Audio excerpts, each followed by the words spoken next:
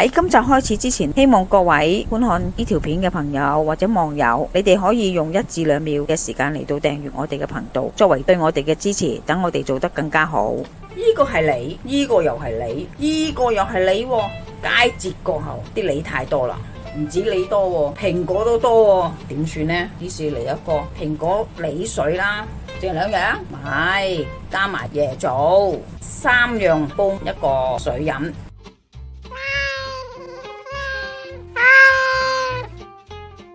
阿媽廚房，呢個時候好口乾，瞓覺時口乾，瞓醒覺又口乾，即係好乾。就呢啲又潤肺加埋止咳，唔係一定要有咳先飲嘅，呢個時候潤下都好。咁係你用晒咁多個梨，梗係唔係啦？呢個就唔煲住留翻嚟食咯，加啲鹽落嗰啲塊布嗰度，就省咗個蘋果皮啦。因為今次唔係煲糖水啦，蘋果多數唔食噶啦，淨係要嗰啖水就可以，蘋果皮可以一齊煲，省靚佢先，食用安全啦，咁就可以。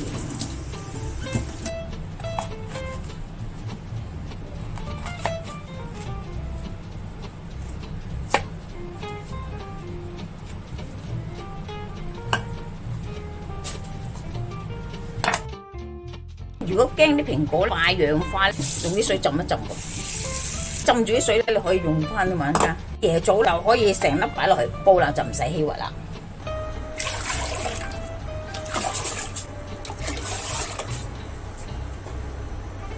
等咗啲蘋果落去先。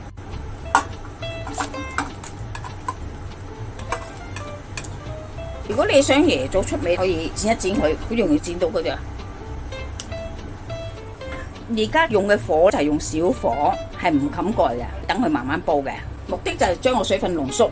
煲蘋果嘅時間就處理啲風水梨啦，啲皮就唔要啦，刨咗佢。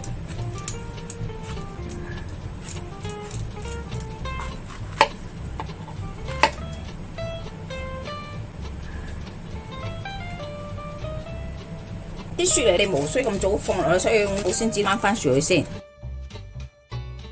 煲咗半個鐘左右，我哋可以落雪梨啦。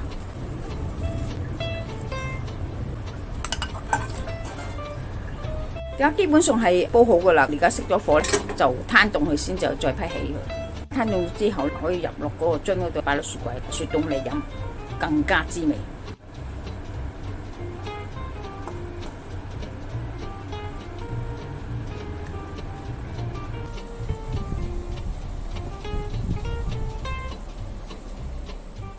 今集已經差唔多啦，多謝各位嘅收睇。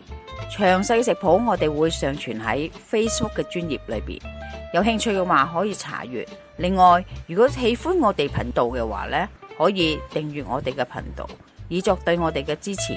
希望大家喜歡，我哋下集再見啦，拜拜。